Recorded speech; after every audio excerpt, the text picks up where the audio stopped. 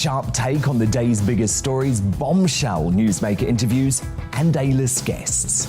And I guarantee you, no spin, no bias, no censorship, and no reason to go to bed. That's Dan Wootton Tonight, Monday to Thursdays from 9 on GB News.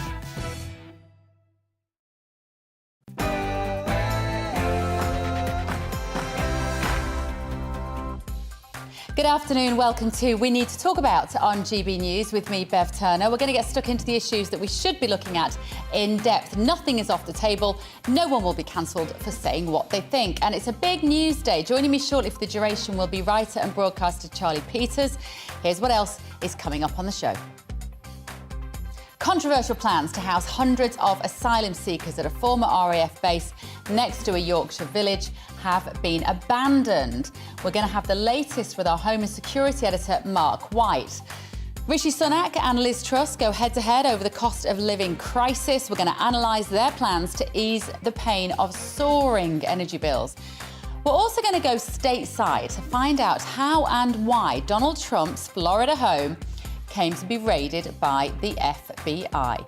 Plus, as the weather hots up again, the water companies stand accused of waiting for a drought to act over leaks. We're going to speak to an expert. I really want to know what can be done. That's what we're talking about for the next hour. But what do you need to talk about? Email me, gbviews@gbnews.uk, or tweet me at gbnews. But first, here are the headlines with Rosie.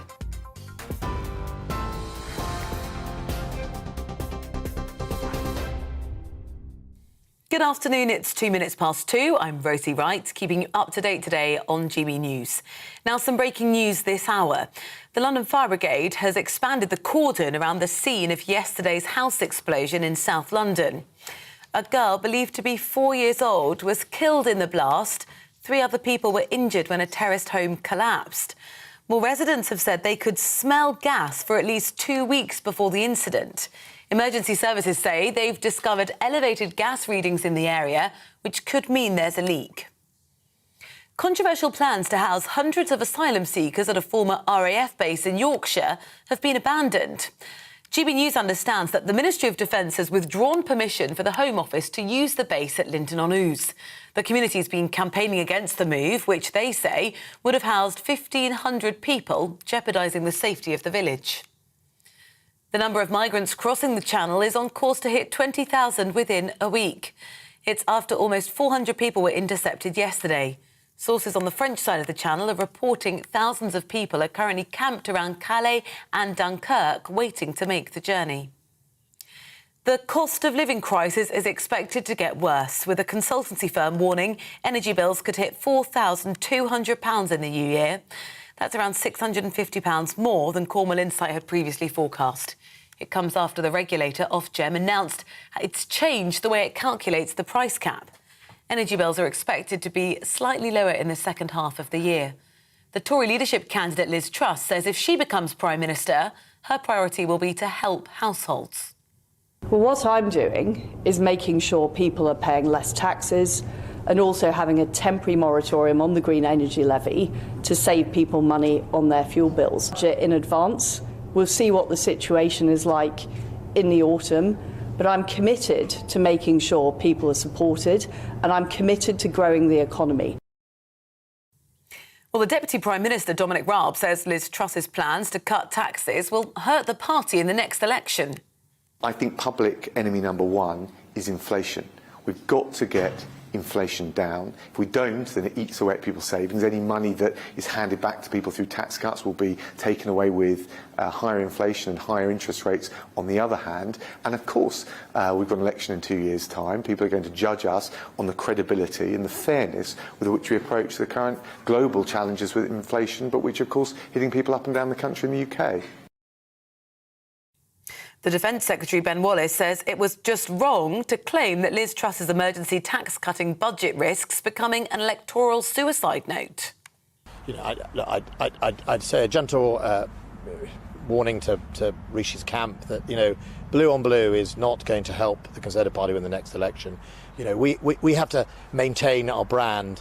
I think those type of attacks are unnecessary and actually, I think, say more about, you know, that team than it does about Liz Truss.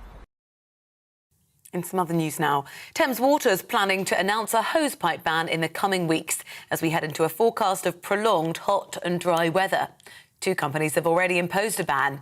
A 4-day amber warning for extreme heat has been issued by the Met from Thursday across parts of England and Wales. Temperatures are expected to reach the mid-30s. The vulnerable have been told they're likely to experience adverse health effects as a heat health alert was issued for much of the country. A court has heard there were red flags in the relationship between the former Manchester United footballer Ryan Giggs and his ex-girlfriend. Kate Greville says she told detectives it was almost like he was 2 people. The prosecution at Manchester Crown Court says Giggs' public persona had an ugly and sinister side. Ryan Giggs is alleged to have assaulted Greville and her younger sister Emma. The ex-player denied the allegations and has pleaded not guilty. The NHS has virtually cleared the backlog of people waiting more than 2 years for a routine operation. In January, more than 22,000 people have been waiting 2 years or longer for scans, checks and surgery. Now there are fewer than 200 on that list. Earlier this year, the NHS published a recovery plan to tackle the pandemic backlog. The next aim is to eliminate 18-month waits. This is GB News. I'll bring you more as it happens. Now let's head to We Need to Talk About with Bev.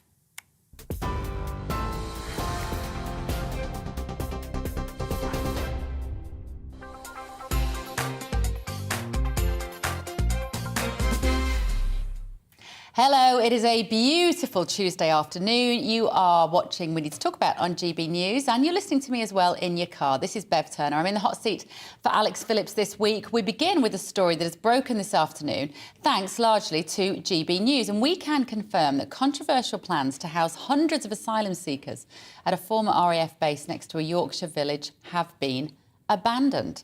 An official statement is due from the Home Office in the near future, but it's understood that the Ministry of Defence has withdrawn permission for the Home Office to use the base at Linton-on-Ouse. GB News Home and Security Editor Mark White is here in the studio. Mark, I remember this campaign by the residents. A few of our viewers will have seen it. They weren't happy about this. Today is a triumph for them. Yes, I've spoken to some of the local residents who've been campaigning, of course, since this was first announced back in April, and they are delighted now that this asylum centre will not be moving to the former RAF base at Linton-on-Ouse, right next to their village, which would have housed some 1,200 young men who would have been free to come and go from that base and would have been mixing in a village that really is only 400 or 500 people with no infrastructure. There's a village shop and that is it. And so there was some real concerns about what these young men would do, some safety concerns as well, understandably. So they have mounted a very vigorous campaign to try to get this halted. It has now been halted, but it seems it's the Ministry of Defence that has now withdrawn permission. Now, this is, without a doubt, a very significant blow to the Home Secretary's plans to try to deal with the small boats crisis in the English Channel. This was one way that the Home Office saw as being able to reduce the millions of pounds that are being spent every day on housing tens of thousands of asylum seekers in hotel accommodation. Put them together in areas like this former military base that then could house up to 1,200 people. So what would normally be there, Mark? What's in the military base usually if it's not being used anymore? It was a former RAF base. It's still owned, of course, by the Ministry of Defence, but not used for very much these days. Right. So it was ideal. Now, we haven't heard from the Home Office officially on this yet at all, but as I understand it, there was an agreement across government that was reached in December of last year with the Ministry of Defence signed up to that to allow Linton-on-Ouse to be used as a base for these asylum seekers. Now the Ministry of Defence, for whatever reason, has decided to pull out of that process and no longer offer the base for use. Now, the Home Office has already spent, I'm not sure how much, but a significant amount of money with staff and other infrastructure that they've been putting into the base to house these asylum seekers, which they were hoping to do from next month. The first of those asylum seekers would move in. Now that's no longer happening. And the difficulty for them is that they can't just rustle up another base, another area where you can house up to 1,200 asylum seekers. It's going to take some considerable time to scope out some other places that they can use. And all the time, more and more people are coming across the English Channel. We're up to 18,700. Within a week, we're probably going to top 20,000 people who have crossed the Channel. We did a report just about 2.5 months ago which showed that 30,000 hotel rooms are being requisitioned by the Home Office every single day at a cost of £5 million.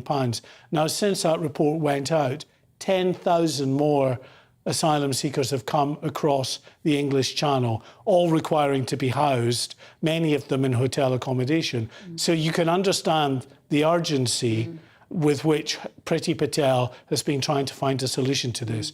No official statement from the Home Office at all, but I know Priti Patel. I know she will be deeply disappointed that for whatever reason the Ministry of Defence has pulled out. Well, I've got an idea, Mark. So let's send over some more security officers to put knives in the boats like we saw the French doing only yesterday, I think it was, or the day before yesterday. Well, then we wouldn't be in this position. Why are we stopping them? Why aren't we stopping them before they get on the water? Well, absolutely. There needs to be a comprehensive agreement with the French where at the end of the day, the French agree to take back those who cross the Channel. Yeah. That's the only way, really, of dealing with and ending the problem. If those coming across know they are immediately going to be turned back and returned to France, OK, it's going to mean in the short term, a matter of weeks, maybe a month or two, there's going to be a massive group of asylum seekers there in the northwest coast of France. But once they realise they can't get across to the UK through that particular route, then they're not going to be hanging around in their thousands around Calais and Dunkirk and Boulogne. All right, Mark, thank you. Great work, as usual. Thank you for breaking that story. You heard it here first. OK, the new commissioner of the Met Police is set to overhaul the top team at the force after a series of failings and controversies. A number of senior figures have quit following the departure of Dame Cressida Dick, and Sir Mark Rowley is due to take over in September.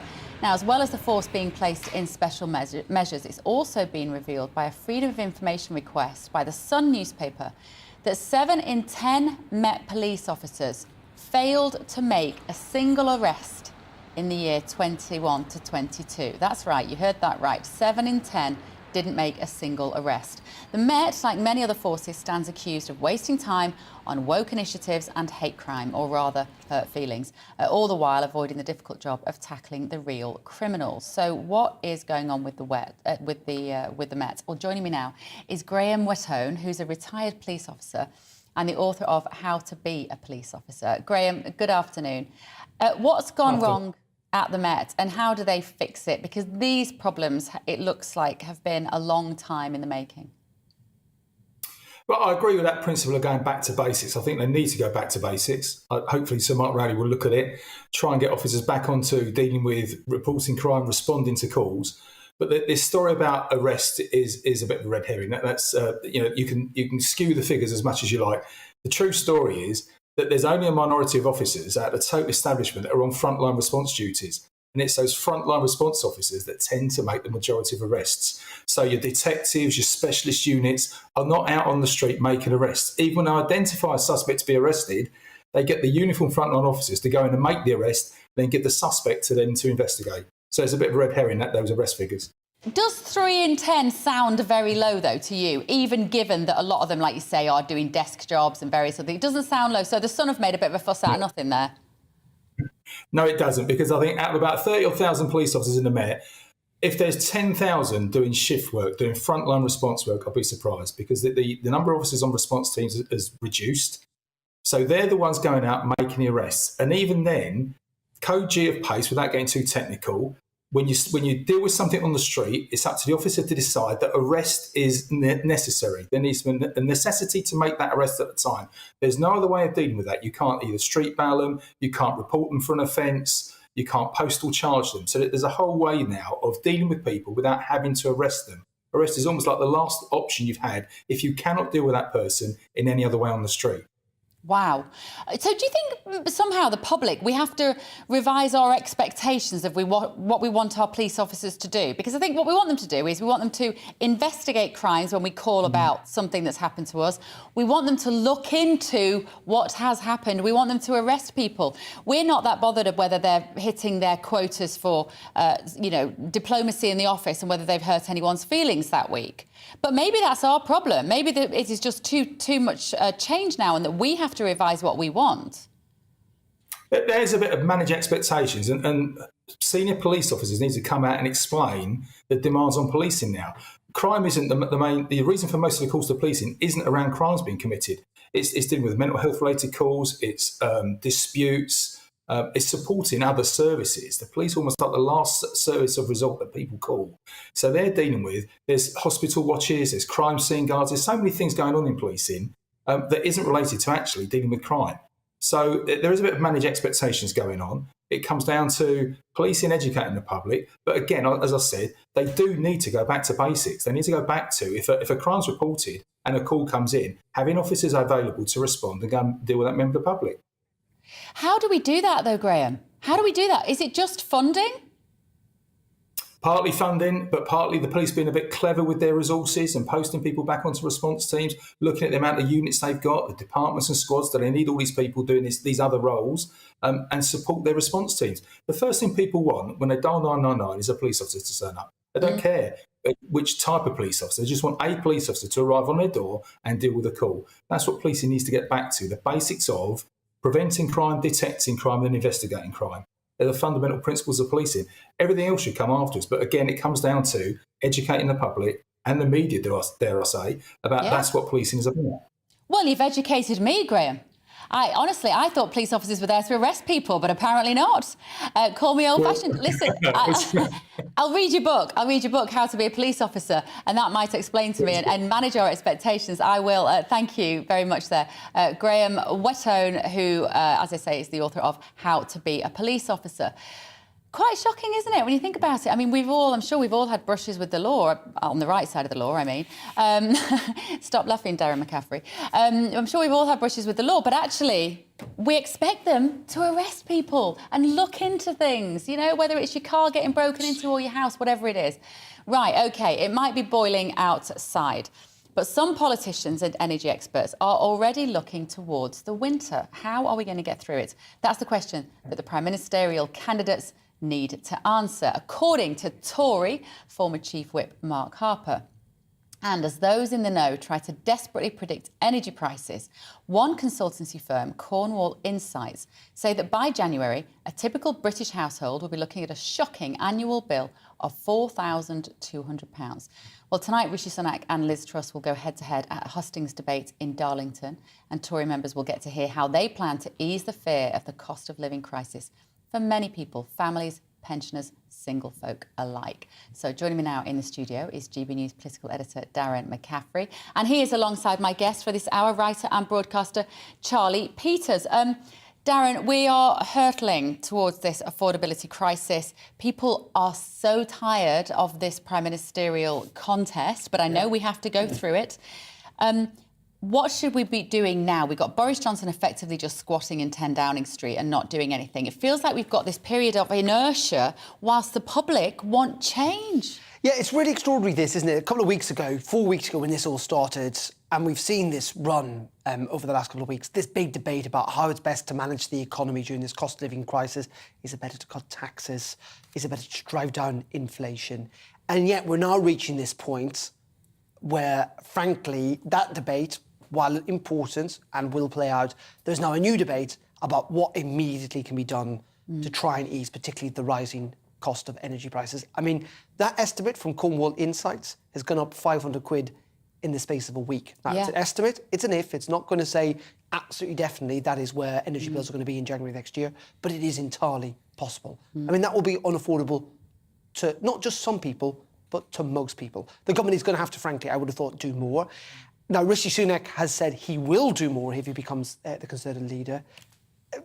Liz Truss seems a little bit more uncertain and all that. It's not entirely sure. Her supporters keep saying that she will do whatever is necessary, but she seems to be saying that tax cuts are still the priority and not necessarily handouts, though I suspect that will change with time. But you are right in saying that there is a growing sense of urgency, Bev, about all of this, and that, frankly, you know, Downing Street has said yesterday that this is not up to the Prime Minister. You know, he's in Downing Street, you're right, he's there for the next 4 weeks. He's not meant to make big policy decisions because he's leaving office. He needs to leave that to his successor. And yet there is a sense that these damn hustings are going on and on and on. And people actually want someone to start making decisions. And that, you know, to be fair to the opposition, that's what they're saying. They're saying it's got to the point now where people are going to have to start making decisions because we cannot wait simply for this to hit us. Yeah. Now, in saying that, Liz Truss has promised an emergency budget in September, if she does become leader. I suspect if Rishi Sunak wins, he'll do the same. The question is, how far will they go? And will it be too late? Will it be too late? Charlie, it doesn't feel like there's any adults in the room in politics at the moment, does it? They're all either on holiday or they're going around on the beauty contest at the moment to see who's going to be Prime Minister. How do you think the public are taking this situation in? With enormous concern, as you'd expect. I mean, a lot of them are expecting to be put into fuel poverty and real poverty as a consequence of the upcoming rise in the price cap on energy bills. And now the two kind of differing perspectives on what can be done here, the Sunak camp and the Truss camp.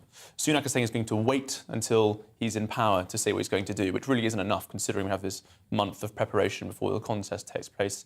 And Liz Truss, by contrast, is saying she will cut the green duty levy, which will make a difference, but not a ginormous one, and certainly not one that will cover £4,200 worth of difference. And so almost certainly both camps will need to, regardless of who wins, commit to intervention, market intervention, in order to prevent people from being ruined, really. And Liz Truss, interestingly, who does sort of sell herself as one of the people more than, let's say, Rishi Sunak, who's married into a billionaire family. She's the one who's talking about tax cuts across the board as opposed to helping out those in need. And yet Rishi Sunak seems to be saying more that he would help those who most desperately need it. Do you think they genuinely believe what they're saying at the moment? I'm not sure which crowd they're playing to. Are they playing to their Conservative base, who they need their vote, or the wider electorate? I think it's clear that they come from very separate ideological grounds of the Conservative Party. Liz Truss more in keeping with that kind of neoliberal tax-cutting agenda. Rishi Sunak more kind of the kind of safe and sensible route of conservatism, that One Nation brand. And Truss's brand lends itself more readily towards tax cuts and allowing the market to flourish where necessary. Whereas Sunak has developed this reputation, I think, as someone who's very keen to use the state to intervene. As Chancellor, he brought in a range of policies throughout the pandemic, which allowed for an enormous amount of government intervention, and did not turn that off once the pandemic stopped. And I think there is a clear difference here between also who believes in economic growth more generally. Absolutely. So Liz Truss, I think, has a much more positive opinion on how to develop wealth, and Sunak perhaps more cautious, has more of a doomsterish opinion of what's coming. And there are a lot of people who watch this channel, because you get in touch with us all the time, to say that what you really want is for them to reflect on what Conservative values are anymore, that you're not sure what they are. Yeah. The only thing I would add to that, though, of course, is that we have got this coalition that Boris Johnson has somewhat built up, though it had been around for a little bit before that with the Blue Wall. And the whole point of the Blue Wall is actually they are former Labour voters who switched to the Conservative Party, who depend on welfare, quite a lot of them, and they actually do like government intervention. Yes, they might be socially conservative, they might be aspirational, but they also do believe in government intervention. And that is actually not in keeping with traditional conservative values that you might find elsewhere in the country. And that's the really interesting dynamic that broad coalition Boris Johnson had held up. Can Rishi Sunak or Liz Truss, can they sustain that, given the various positions they're getting themselves in? Really good point. OK, great start to the show. I want to know your views as well when it comes to the Tory leadership race. Are you convinced that the remaining candidates have what it takes to help ease the cost of living crisis? And is it time for our police forces to ditch all the woke initiatives, stop wasting time on hate crimes and go back to arresting people? Maybe it's just me. Email me gbviews@gbnews.uk or tweet us at GBNews so I know what you really think. You are watching GB News on TV. You're listening to us on your radio. A drama stateside as the FBI seized documents during a search of Donald Trump's Florida home. We're going to have the latest after the break, but we will be back in just a moment.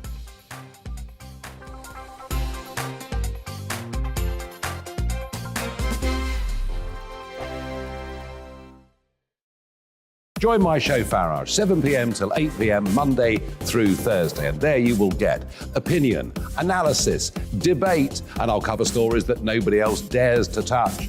You've been cancelled. Join the club. Oh my goodness me. And then for the last 15 minutes, talking pints. We're over a drink. We have a civilised conversation with someone. We very often disagree, but we do it in a grown-up way. Come and join me on Farage.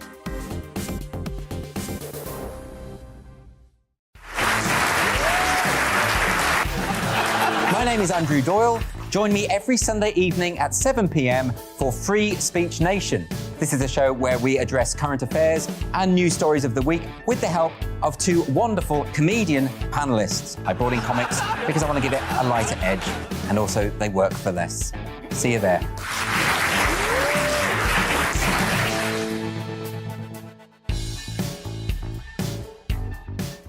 Hi there, it's Stephen and Anne. At breakfast from 6 a.m, you'll always be caught up with everything you need to know, the latest headlines, opinions and debates. We'll bring you the good news and the bad, but most of all, we're here for you. Remember, send in your views and let us know what you would like us to talk about. That's because we're your news channel.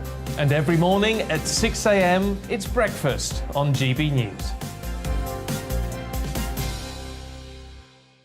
I'm Dan Wootton. Join me Monday to Thursday from 9 to 11 for the feistiest and most fun news debate on TV, where free speech reigns. I'll bring you a sharp take on the day's biggest stories, bombshell newsmaker interviews, and A-list guests. And I guarantee you, no spin, no bias, no censorship, and no reason to go to bed. That's Dan Wootton Tonight, Monday to Thursdays from 9 on GB News.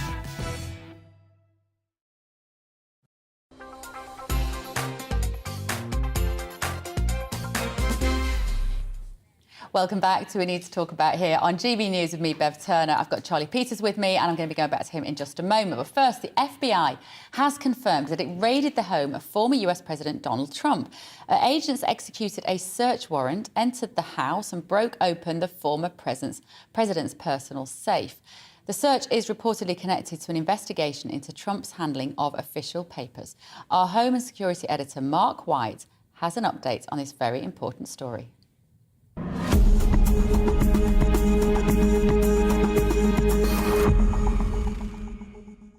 Overnight, police blocked off the entrances to Donald Trump's Mar-a-Lago estate as a team of FBI agents searched through his Florida home. The former president was in New York at Trump Tower at the time of the raid. But in a statement, he said these were dark times for the nation.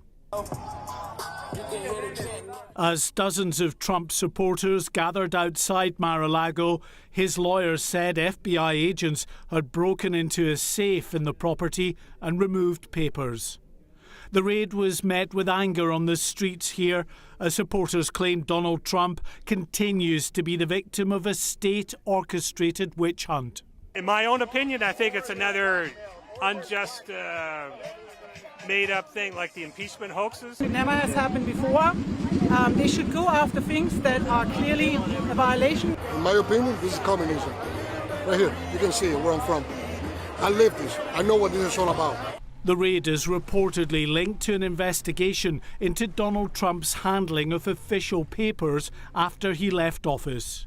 All official documents are supposed to be handed over to the National Archive at the end of a president's time in office. In February, the National Archive said it had retrieved 15 boxes of papers from Mar-a-Lago. The agency told Congress the documents included some marked as classified. This is an apolitical investigation. This was something that was signed off by Christopher Wray, the FBI director who Trump himself approved and appointed, and approved by a judge as well. We will never give in, we will never give up. There is intense speculation in the States about whether Donald Trump intends to run for office again in the 2024 presidential elections. And at the Conservative CPAC conference in Texas at the weekend, the former president continued to hint he may well take another run at the White House. We have to take this chance to shatter the corrupt Washington establishment once and for all. We have to run aggressive. unrelenting and boldly populist campaigns. Populist. We want to be populist. We want to love our country. That's what we want. Friends of the former president, including GB News presenter Nigel Farage, say they're in no doubt the FBI is being weaponised against Donald Trump. To any fair-minded person, they're going to say, how on earth can this be happening in 21st century America? What have we become? A banana republic? And actually, in terms of the electorate and fair-minded people, it will play very heavily in Donald Trump's favour. It's unclear whether the FBI intends to go any further with its investigation now that papers have been recovered. As for Donald Trump, he's clearly smarting from this intervention. Many supporters believe it may only serve to stiffen his resolve, ensuring he does decide to run for office again in 2024. Mark White, GB News. So joining me now is Kadia Goba, who was there when the Capitol riots unfolded. She's a political reporter at Semaphore, a new global news outlet. Thank you for joining us, Kadia. What's the latest there today, Kadia? Thank you for having me. Well, your correspondent ran down all the logistics about what's happening. Right now, we're seeing a lot of Republicans defending the former president, essentially playing into this narrative that this is a hoax and this is an overreach from by the FBI. So now there are reports that about a dozen Republican members from the House are going to Mar-a-Lago for dinner this evening. So that'll be interesting to see what unfurls from that. But I want to make a point to say that there is a lot of commentary about how unprecedented this is. However, what people are missing is that a former president, taking documents that were supposed to be turned over to the National Archives, evidence of him flushing, or someone at the Mar-a-Lago estate flushing paperwork down the toilet, is incredibly unprecedented as well. So, the FBI has a big charge in, explaining why they're doing this and what they found and what they intend to do with the information, because in this political, fervor right now, it is very difficult to just make a start or make a point to do something like this on the FBI's behalf. Of course, what always happens with Donald Trump is that whenever he is accused of something and then nothing actually sticks, because he is Teflon Man, it plays into the hands of the Republicans, who actually then capitalise upon the idea that he is victimised, he is demonised by the mainstream media, by the left, by the Democrats. And so this might well backfire on him, mightn't it? And might only strengthen his support base.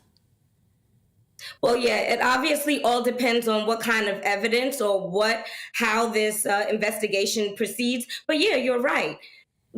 You saw in the clip, there are supporters outside of Mar-a-Lago right now. There's still a large portion of the country that believes that the election was stolen because they were told that by the former president. So yeah, this could actually be something really detrimental for Democrats in the midterms if something isn't glaring and specifically outrageous that matches the charge of going into a former president's residence and, Yeah.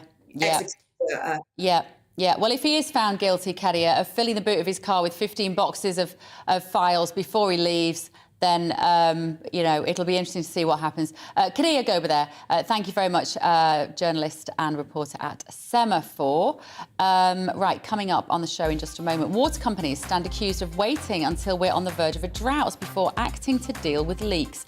We're going to be speaking to an expert on how we ended up in a situation where 2.4 billion litres of water is being lost in this country every single day. But first, a check on the news headlines.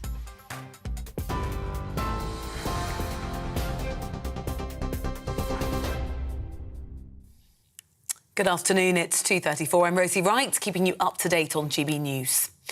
Controversial plans to house hundreds of asylum seekers at a former RAF base in Yorkshire have been abandoned. GB News understands that the Ministry of Defence have withdrawn permission for the Home Office to use the base at Linton-on-Ouse. The community has been campaigning against the move, which they say would have housed 1,500 people, jeopardising, they said, the safety of the village. The number of migrants crossing the Channel this year is on course to hit 20,000 within a week. Almost 400 people were intercepted yesterday. Sources on the French side of the Channel are reporting that thousands of people are currently camped around Calais and Dunkirk, waiting to make the journey. A cordon around the site of a house explosion in South London's been extended following the discovery of elevated gas readings. A girl, thought to be 4 years old, was killed when a terraced home collapsed in Thornton Heath yesterday. 3 other people were taken to hospital.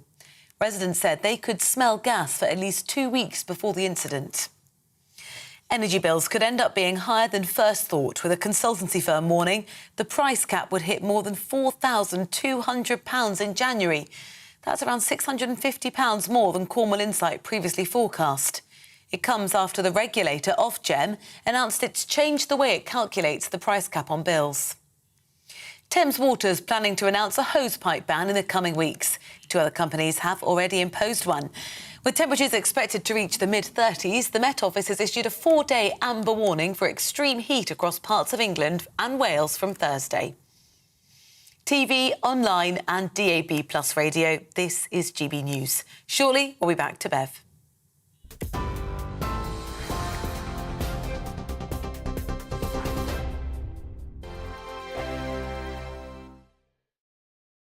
Join my show Farage, 7 p.m. till 8 p.m. Monday through Thursday, and there you will get opinion, analysis, debate, and I'll cover stories that nobody else dares to touch. You've been cancelled. Join the club. Oh my goodness me. And then for the last 15 minutes, talking pints. Over a drink, we have a civilised conversation with someone. We very often disagree, but we do it in a grown-up way. Come and join me on Farage.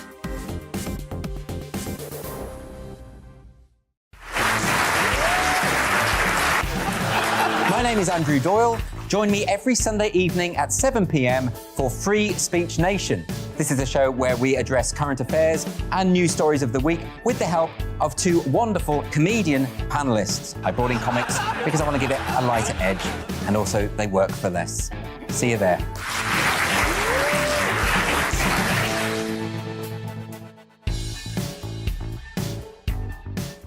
Hi there, it's Stephen and Anne. At breakfast from 6 a.m, you'll always be caught up with everything you need to know, the latest headlines, opinions and debates. We'll bring you the good news and the bad, but most of all, we're here for you. Remember, send in your views and let us know what you would like us to talk about. That's because we're your news channel. And every morning at 6 a.m, it's breakfast on GB News. I'm Dan Wootton. Join me Monday to Thursday from 9 to 11 for the feistiest and most fun news debate on TV, where free speech reigns. I'll bring you a sharp take on the day's biggest stories, bombshell newsmaker interviews, and A-list guests. And I guarantee you, no spin, no bias, no censorship, and no reason to go to bed. That's Dan Wootton tonight, Monday to Thursdays from 9 on GB News.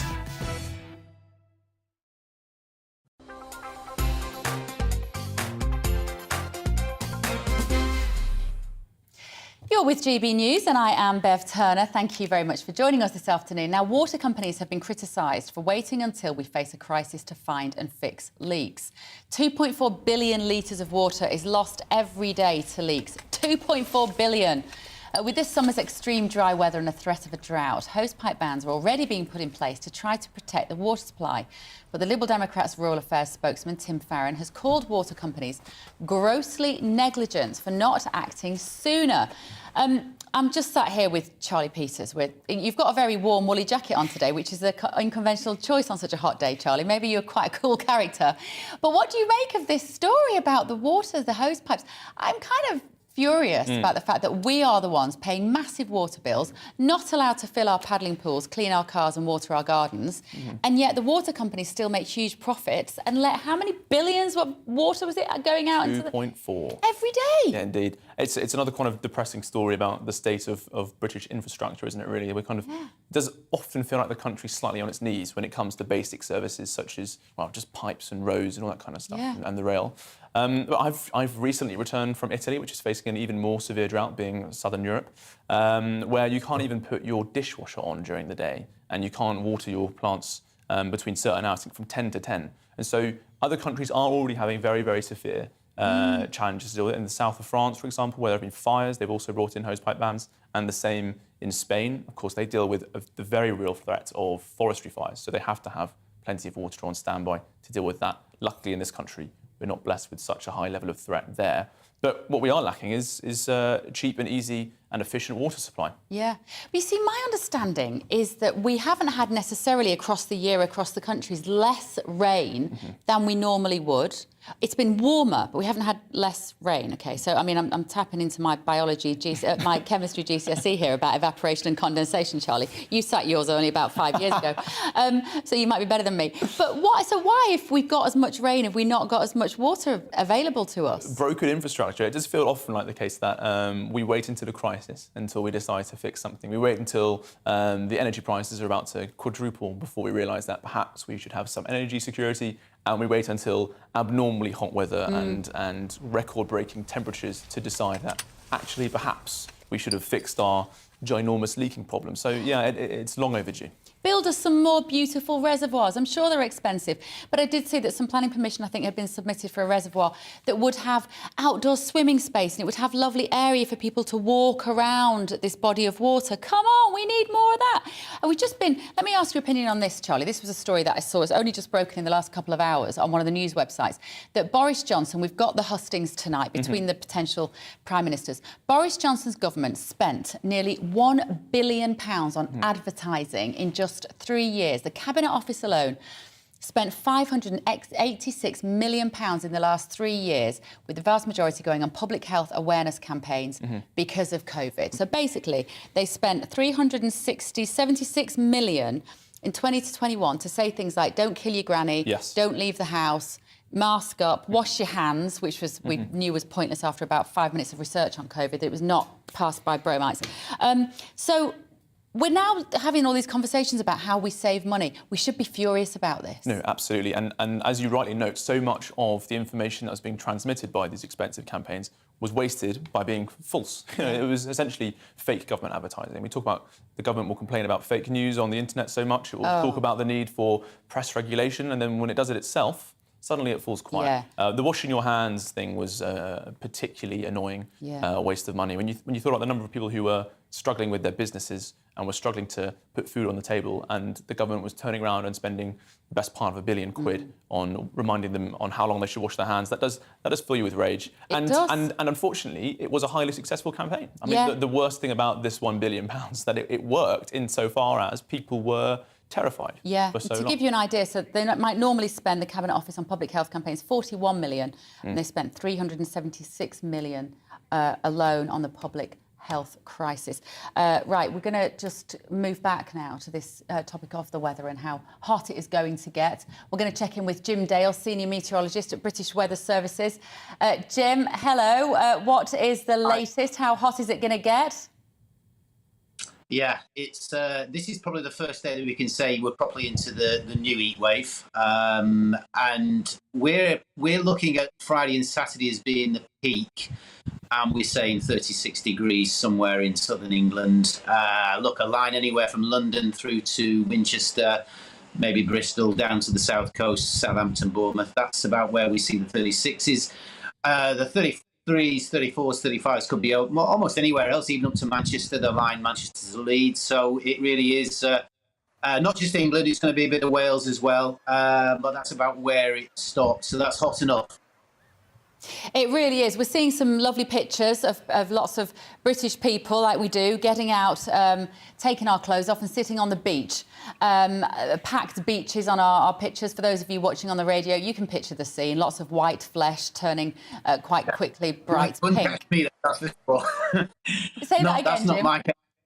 Yes, you wouldn't catch me on those beaches, to be frank with you. I find that this is a personal thing, but I find it frying on a beach with lots and lots of other people frying themselves not the best thing. I tell you what I do though, and this is a little tip for people: take yourself into a wood or a forest, because it actually is 2 or 3 children there, and you don't see so many people.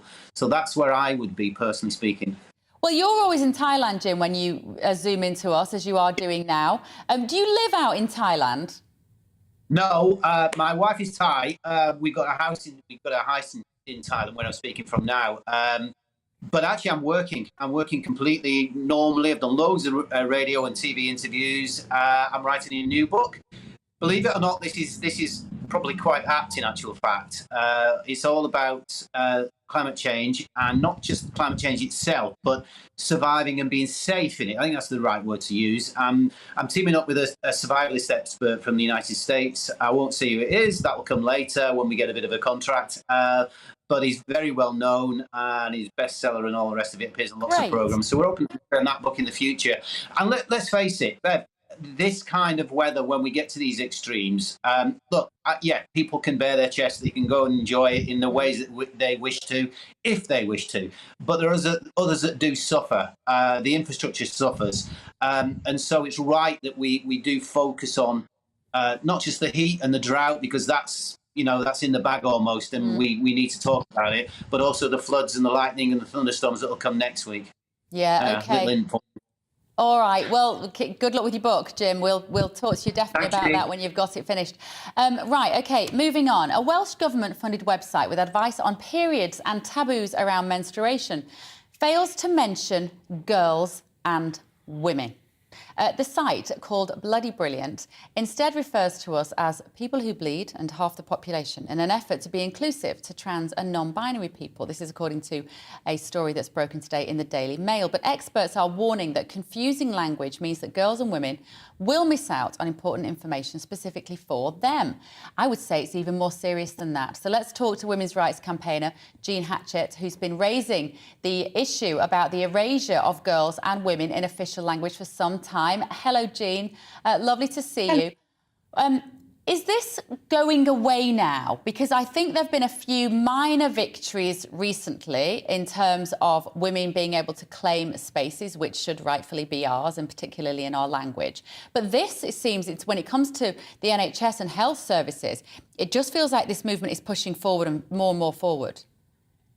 Yeah, I think, we have been challenging things as women's rights activists in the court, and we've had some successes, but there's still this creep about language happening, and, it's unacceptable, really. It is not inclusive of women and girls to remove the terms women and girls. So this term inclusivity is often actually quite exclusive, because not all women and girls bleed, but only women and girls bleed. And we mustn't get away from that fact. Now, if there needs to be, and other people who perhaps identify differently, those people still know that they are female, they were born female, they've grown up with a female body.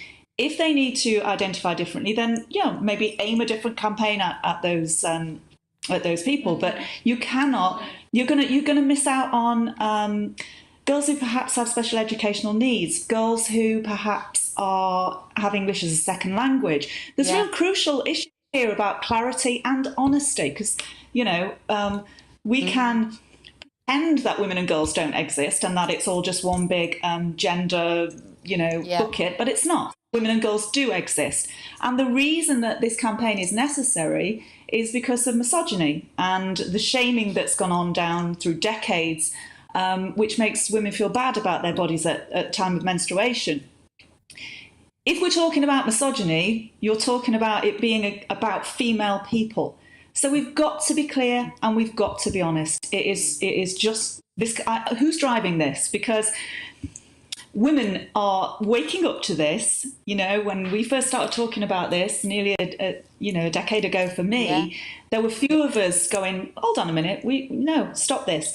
Now there are thousands, and the more they do these silly campaigns, I mean, frankly, it's not bloody brilliant, it's bloody ridiculous.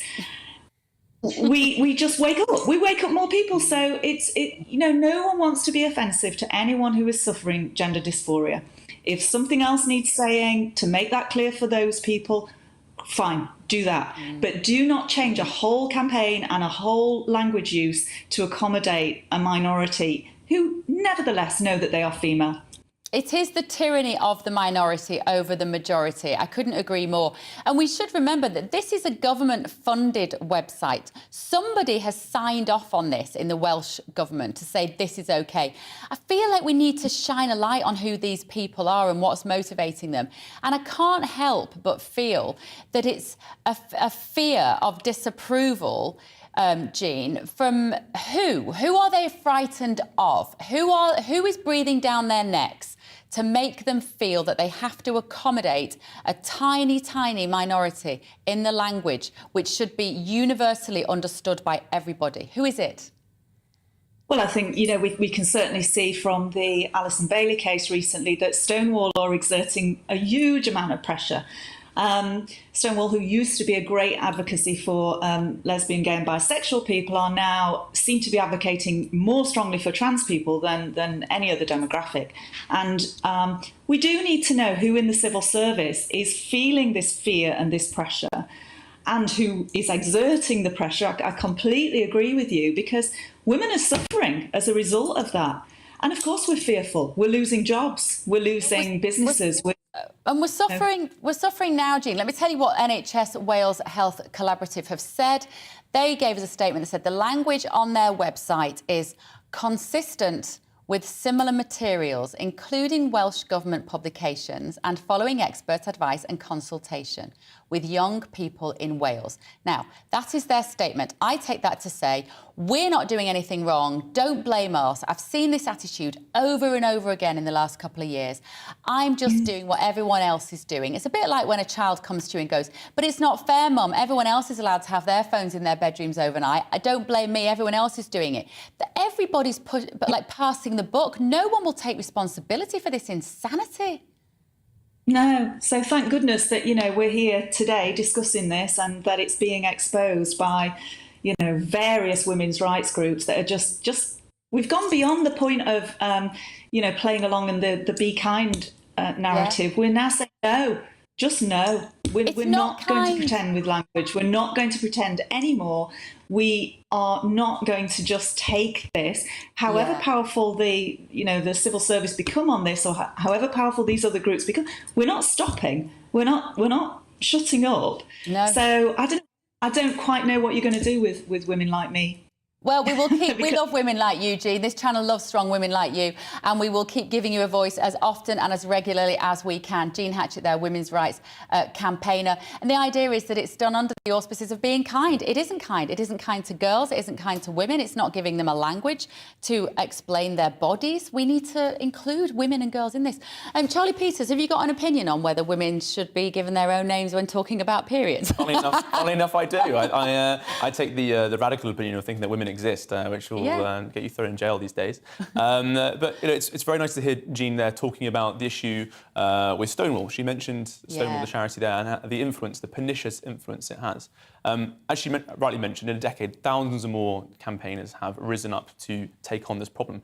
They only really have two routes to victory. One is legalistic. One is saying that you need to change the laws that necessitate the Welsh government saying, let's put this equality agenda in all of our work. The protected characteristics required by the Equality Act mean that you have to protect for gender, which means that you can legalistically justify a lot of the language they use around women and girls and removing that terminology because it's a rival of protected characteristics. Yeah. Gender versus sex, all that stuff. How would you feel if they were taking away men and boys? Because they're not doing that in these conversations. Of course they're not. And I think as soon as they would, I think more people would turn their attention to the equalities legislation that requires that. And I think I have no skin in the game here, right? I'm not a woman, I'm not a guy, I don't have this, it doesn't affect me directly, but I do care about it deeply because it's a terrible example of leftist overreach where we see that this legalistic language can really destroy lives and other people in a really terrible way. And I hope that they try this on men, because actually if they do, we might finally have a sufficient pushback to remove it entirely. I was trying to think what a comparison might be, and I suppose it might be a leaflet from the NHS about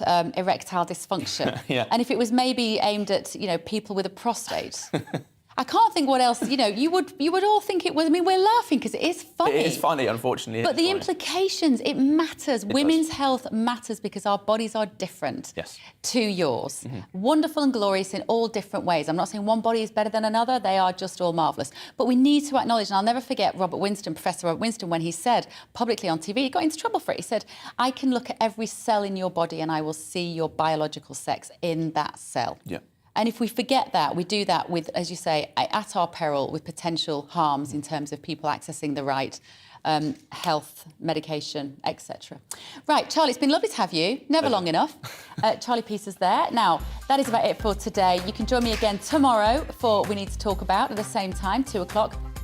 I will also be on To The Point at 10 o'clock tomorrow morning, and tomorrow is your show where you will tell us what you want us to talk about. But first of all, you can have a little bit more Darren McCaffrey, and there's never too much. He will be on the briefing straight after this weather. This morning, the Met Office have issued an extreme heat warning. The amber warning extends across large parts of England and Wales for later this week, Thursday into Sunday. High pressure will continue to dominate, bringing sunny skies for the next few days. But towards the end of the week, slightly hotter air pushes in. Not as hot as it was in July, but the prolonged nature of this hot spell could cause some health issues. That's why we have issued that warning. There will be plenty of hot sunshine out there today. A bit more cloud across northern Scotland, maybe 1 or 2 showers, certainly across Shetland this morning, but they're tending to drift away to the north. Quite a bit of cloud over the Highlands, but otherwise just a bit of wispy cloud here and there. Plenty of strong sunshine, lifting the temperatures to the mid-20s to the high 20s, perhaps across up to 30 or 31 Celsius in the south. Through this evening, a balmy summer's evening. Still a bit breezy along the Kent coast and certainly quite windy across northern Scotland through today and overnight, and still fairly cloudy here overnight, but elsewhere largely clear skies, maybe a bit of mist forming across parts of East Anglia. Temperatures dropping no lower than about 13 or 14 Celsius in most towns and cities, so quite a warm night and another hot and sunny day to come tomorrow. Any early morning mist and fog will disappear pretty sharpish. Some mist may linger on some eastern coast. Again, a bit breezy across the Kent coast and quite windy across northern Scotland, but otherwise dry, sunny, lots of blue sky and temperatures getting a little higher tomorrow, more widely in the high 20s across the south. 31, 32 is likely in 1 or 2 locations, probably from Cardiff into the Bristol area. It's likely to be the hot spot over the next couple of days. Wednesday evening, again, a little change, although we will start